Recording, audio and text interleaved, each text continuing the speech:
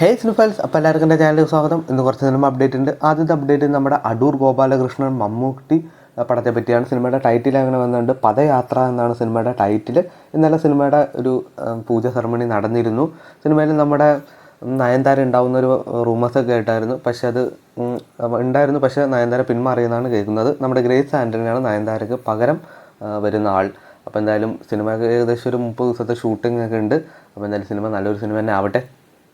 സന്ദീപ് പ്രദീപ് നായകനാവുന്ന ചിത്രമാണല്ലോ cosmic Samson. സിനിമയുടെ കാസ്റ്റ് ലിസ്റ്റിലേക്ക് നമ്മുടെ ഹിപ്സ്റ്ററിനെയും കൂടെ പരിഗണിച്ചിട്ടുണ്ട്. അപ്പോൾ എന്തായാലും ഒരു ഒഫീഷ്യൽ അപ്ഡേറ്റിന് വേണ്ടി നമുക്ക് വെയിറ്റ് ചെയ്യാം.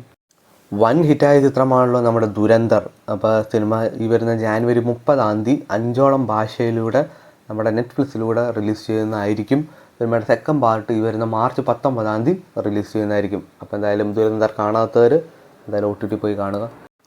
ദുൽഖർ ഒരു സർപ്രൈസ് ക്യാമിയോയിൽ വന്ന ചിത്രമാണല്ലോ ചാമ്പ്യൻ. സിനിമ അങ്ങനെ ഈ വരുന്ന ജാനുവരി 23 അതായത് ഇന്നലെ ദിവസം സിനിമ അങ്ങനെ നെറ്റ്ഫ്ലിക്സിലൂടെ ഇപ്പോൾ റിലീസ് ചെയ്തിട്ടുണ്ട്. ഏകദേശം ഒരു 5ഓളം ഭാഷയിലാണ് സിനിമ ഇപ്പോൾ അവൈലബിൾ ആയിരിക്കുന്നത്. അപ്പോൾ എന്തായാലും കാണാൻ താല്പര്യമുള്ളവർ എന്തായാലും പോയി കാണുക.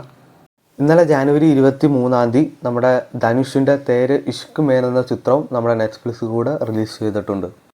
ഇമോജി എന്നൊരു ഹിന്ദി ചിത്രം ഈ വരുന്ന ജാനുവരി 28 അൾട്രാ പ്ലേ എന്ന OTT പ്ലാറ്റ്ഫോമിലൂടെ റിലീസ് ചെയ്യുന്നതായിരിക്കും.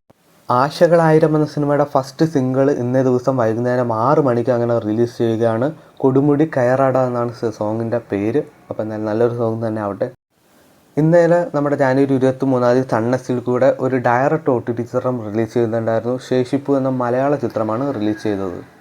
നിവിൻ പോളിയുടെ കരിയറിൽ തന്നെ മികച്ച കളക്ഷൻ നേടിയ ചിത്രമാണല്ലോ സർവ്വമായ. സിനിമ അങ്ങനെ ജനുവരി 30 ജിയോ ഹോട്ട്സ്റ്റാറിലൂടെ അങ്ങനെ റിലീസ് ചെയ്യുന്നതായിരിക്കും. അപ്പോൾ തിയേറ്ററിൽ കാണാൻ പറ്റാത്തവർ OTT പോയി കാണുക. അപ്പോൾ എന്തായാലും സിനിമ എല്ലാവർക്കും ഒരേപോലെ ഇഷ്ടപ്പെട്ട ഒരു സിനിമ തന്നെയാണ്. അപ്പോൾ ഇന്ന് ഇത്രയുള്ള OTT വാർത്തകൾ. അപ്പോൾ ഇതുപോലെ OTT വാർത്തകൾ റിവ്യൂസൊക്കെ അറിയാൻ വേണ്ടി ചാനൽ സബ്സ്ക്രൈബ് ചെയ്യുക, ഇവിടെ സപ്പോർട്ട് ചെയ്യുക.